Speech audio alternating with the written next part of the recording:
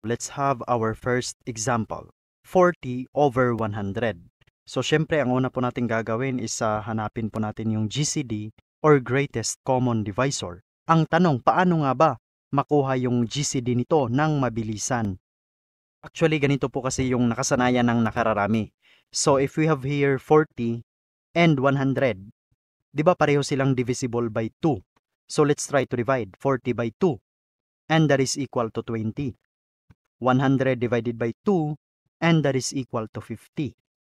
Next, 20 and 50 can be divided by 2 pa rin, di ba? So 20 divided by 2, and that is equal to 10. 50 divided by 2, and that is equal to 25. Now, si 10 and 25, pwedeng divide ng 5 because they are both divisible by 5. 10 divided by 5, and that is equal to 2. 25 divided by 5, and that is equal to 5. Now, as what we can see, si 2 and 5, ito na po yung pareho na silang prime numbers. So hanggang dito na lang tayo, stop na tayo. Now, ang gagawin nyo lang po dito, titingnan nyo dito sa pinakagilid, which is 2, 2, and 5. I-multiply nyo lang po yung natirang mga numbers dyan sa gilid. So 2 times 2, and that is equal to 4, times 5, and that is equal to 20.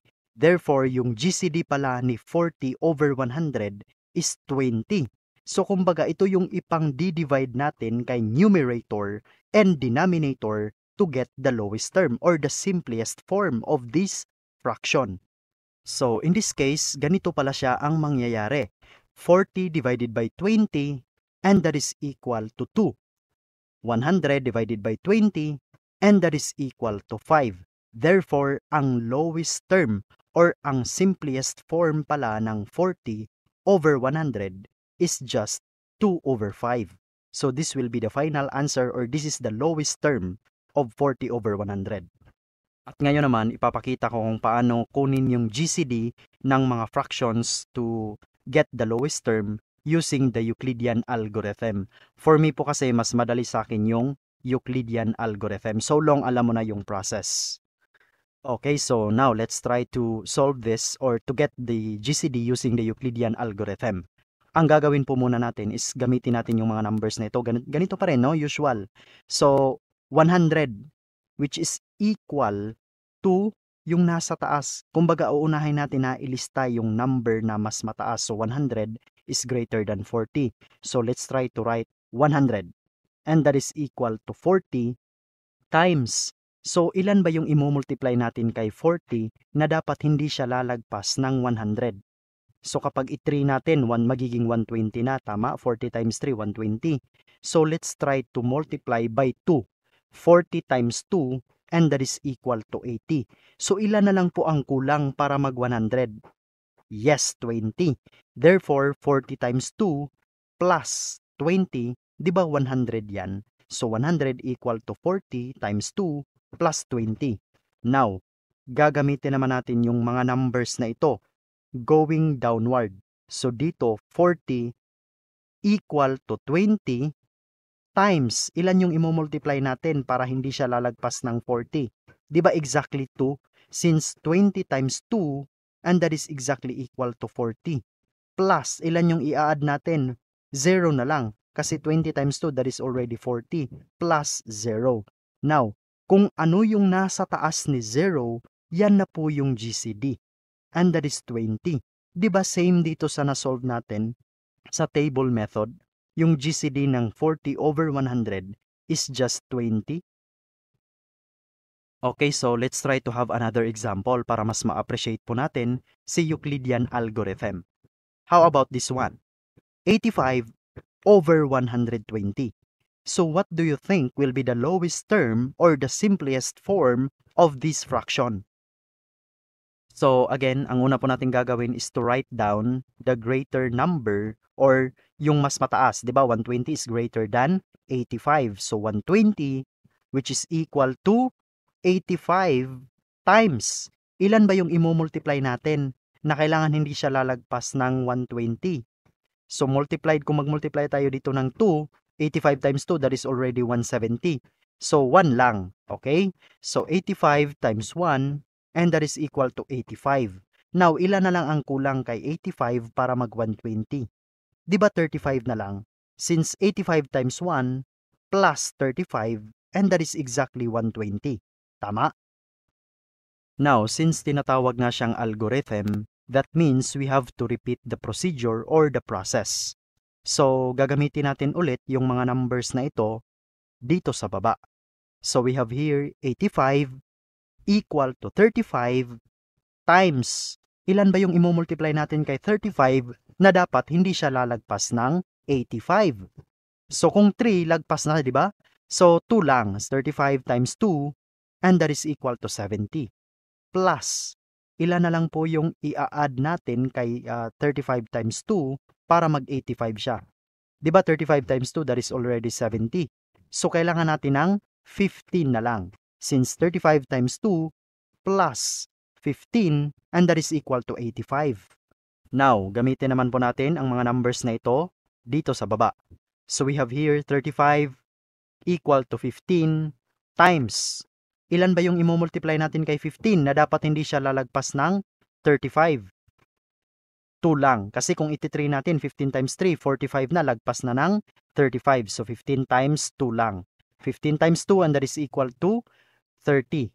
So, 30, ilan na lang ang kulang para mag-35? Yes, so we need 5. So, 15 times 2, and that is equal to 30, plus 5, and that is equal to 35. Now, patuloy tayo dito sa baba. Gamitin naman po natin ang mga numbers na ito. So, now we have here 15 equal to 5 times. So, ilan ba dapat ang i-multiply natin kay 5 na hindi siya lalagpas ng 15? Yes, exactly 3, di ba? Kasi 5 times 3, that is equal to 15 already. Now, plus 0 na lang kasi 15 na nga ito. So, now, kagaya ng sinasabi ko, kung ano yung nasa taas ni 0, the number above the 0, that is already the GCD. So, ibig sabihin pala nito, ang GCD ng 85 and 120 is equal to 5. So, ito yung ipang-divide natin kay numerator and denominator to get the lowest term or the simplest form of this fraction.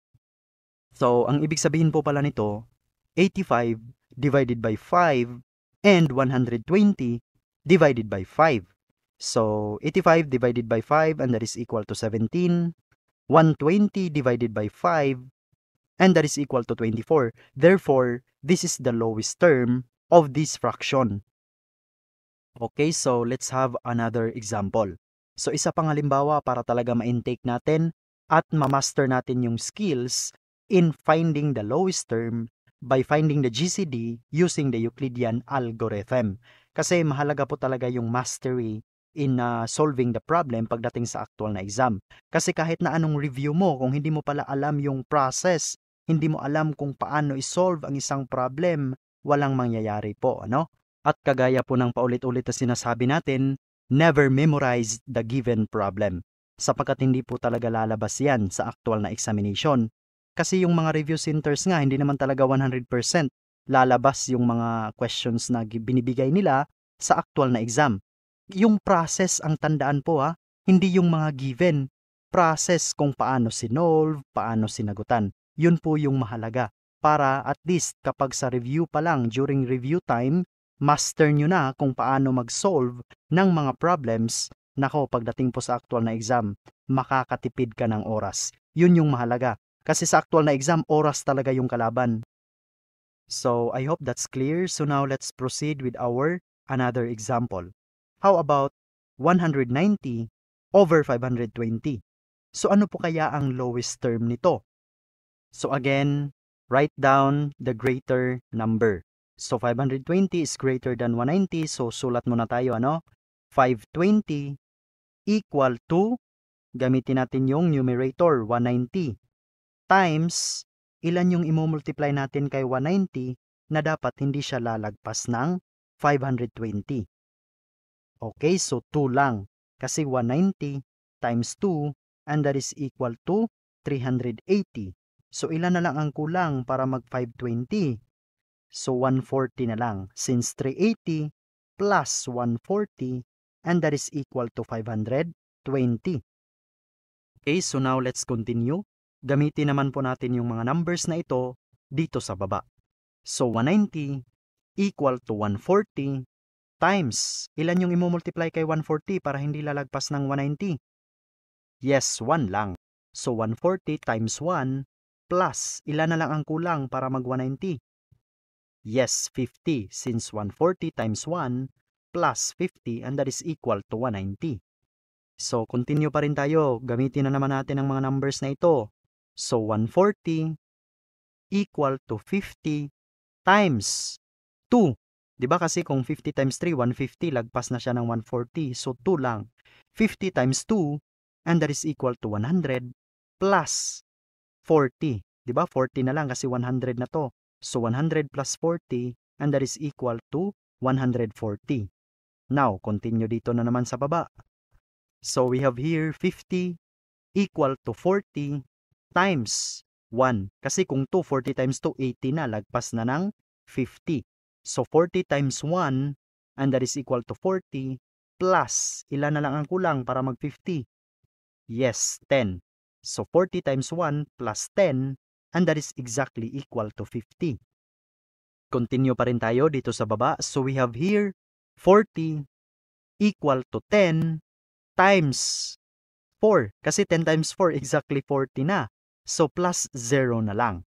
So again, kung ano yung number sa taas ni 0, no, the number above the 0, yan na po yung GCD or yung greatest common divisor na kumbaga siya yung pang-divide natin kay numerator and denominator to get the lowest term. Therefore, this is the lowest term of this fraction. Okay, so that's it. Pero magbibigay po ako ng last example for you to try na sagutan dyan sa inyong mga scratch papers. Just comment your answer dyan sa comment section. At ilalagay ko na lang po yung sagot sa ating description box. Okay, so find the lowest term of 390 over 2,185.